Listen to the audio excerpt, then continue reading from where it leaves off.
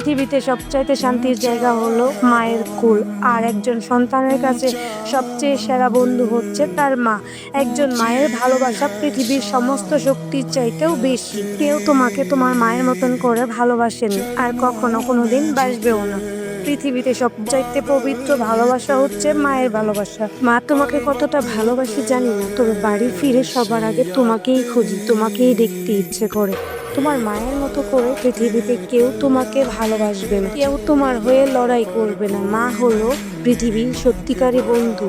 মা হলো পৃথিবীতে বেঁচে থাকার দ্বিতীয় অক্সিজেন। মা তোমাকে কতটা ভালোবাসি হয়তো বা কোনোদিন বলা হবে না। কি অদ্ভুত সন্তান আমরা, তাই না?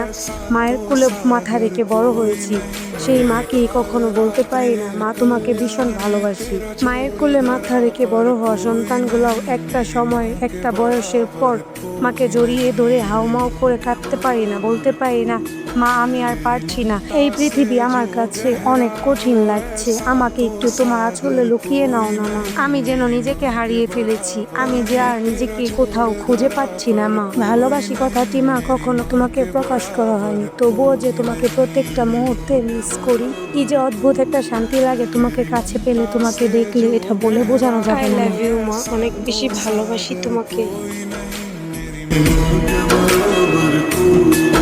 तेरी ममता से जो गहरा हो ऐसा तो सागर को